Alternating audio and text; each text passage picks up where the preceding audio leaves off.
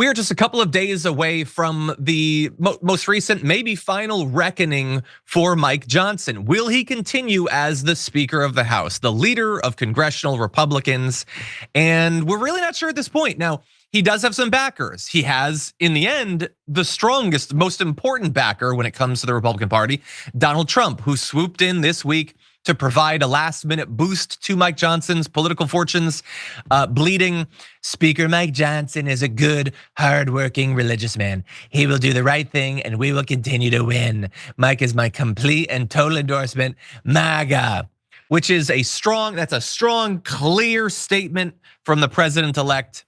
It becomes a little bit less clear when you see it in its full context, because I'm not gonna read this entire message, but if you put up this bleat, the thing about Mike Johnson is the literal last sentences of that massive conspiracist madness about how he supposedly won a landslide mandate, which we've already debunked. We're not gonna go through it again, and nonsense about how it was illegal for Beyonce to get involved in the election, and also Al Sharpton and maybe Oprah, and just madness. And I mean, this is the digital equivalent of you opening up a bathroom stall and seeing an old man smearing his feces on the wall. And then at the very end of it, he smears a little bit that says, Mike Johnson's pretty cool. And so maybe this isn't the exact form that Mike Johnson would have preferred his endorsement come in, but it's what he's got. But will it be enough?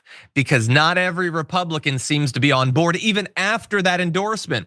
Representative Thomas Massie says he will not support Johnson, and several other hardline conservatives that have sometimes sort of found themselves affiliated with Massie have also not yet committed to supporting Mike Johnson. So here is Massie's statement. He says, I respect and support President Trump, but his endorsement of Mike Johnson is going to work out about as well as the endorsement of Speaker Paul Ryan. We've seen Johnson partner with the Democrats to send money to Ukraine, authorize spying on Americans, and blow the budget. And that's potentially bad for Donald Trump. We'll get to the congressional math there. But what might even be worse for Trump, but better for us, is that Elon Musk replied to that tweet by Massie. He's obligated to, because he replies to literally every tweet on the platform. And he said, you might be right, but let's see how it goes. Elon Musk always adding value to everything. But anyway, he didn't need to respond at all, but he seems to be like he just has to say that he doesn't really buy it with Mike Johnson either, which isn't surprised us. We know that they duked it out over the spending bill just a week or two ago. And so the issue, Sabrina, is that with the way the math works out, even if every single Republican shows up and they all vote for Mike Johnson, they can only afford to lose one.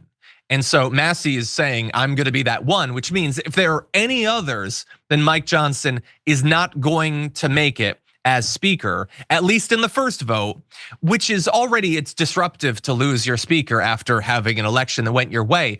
But having it happen right after Donald Trump put some of his political capital into helping Mike Johnson, that's my favorite part. That's where it gets fun. What do you make of it?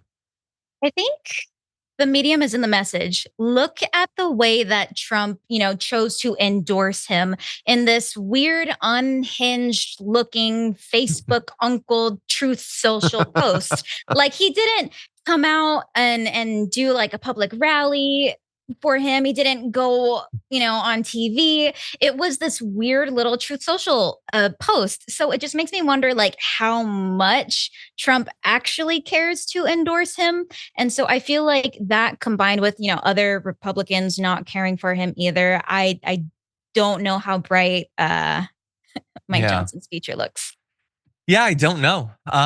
Chip Roy went out and said, I don't believe he has the votes. Chip Roy has occasionally clashed recently with Donald Trump. So maybe that's another one. And then there's other Republicans, Andy Harris, Andy Biggs. The Andys, not big fans of Mike Johnson. Victoria Spartz as well, that are thus far withholding support. Now they don't, I don't think that they're as hard a no as Massie, but yeah, they're not currently buying it. Chip Roy, by the way, he wants to be productive. He suggested, well, we could get Byron Donalds or Jim Jordan. So that might happen, by the way. If Mike Johnson loses, it might be one of those two, which those are two unique hells that we could be cruising towards right now. But But as someone who anxiously is looking forward to Donald Trump and the Republicans utterly failing over the next few years, coming in and having this massive failure with what Donald Trump wanted in the funding fight, and then having Donald Trump get slapped down over, we'll see, over who he wants as speaker. And then there's gonna be another funding fight just a couple of weeks after his inauguration.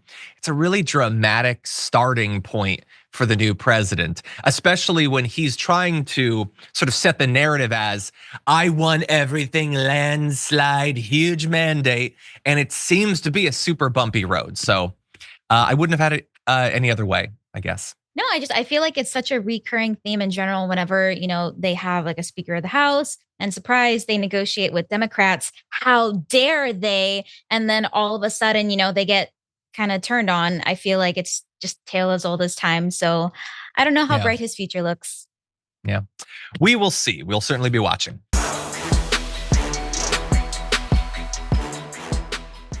When you click the join button and become a tier 2 member, you get access to all of our weekly top 10 lists. What are you waiting for?